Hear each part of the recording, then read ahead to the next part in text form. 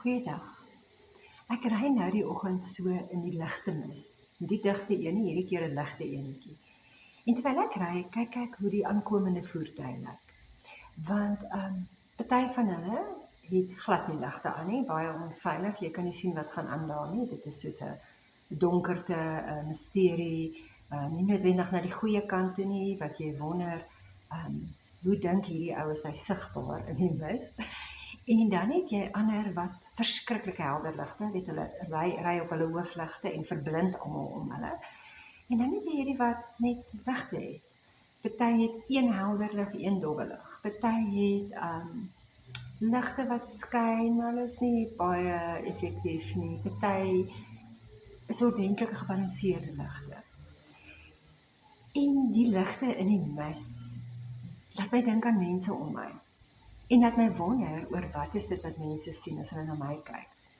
Sien hulle 'n dowwe iets wat nie aangeskakel is nie, soos daai voertuie sonder ligte. Wat nie veel vir enigiemand kan beteken nie. Wat nie veel uitstraal van wat binne in my aan die gang is nie. Sien hulle oorweldigende helder hoofligte wat almal verblind en nie omgee oor enigiemand anders op die pad nie en net op hulle self gefokus is en net voortgaan sonder gedagtes aan ander.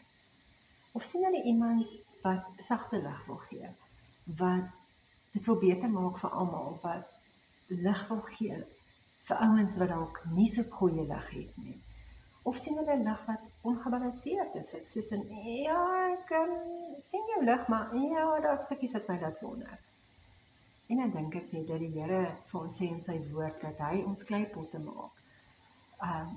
Ons is kleipotte wat ons glewe en gebreke het, maar dat die lig juist daardeur kan skyn om hom te verheerlik. En dan laat ek my weer 'n bietjie introspeksie doen en dink, sjoe, as ek terugkyk op vandag, wat se lig het ek laat skyn? Wat het ander om my gesien en wat dink hulle van die Here wat binne in my is, deur dit wat uit my straal? Mooi bly.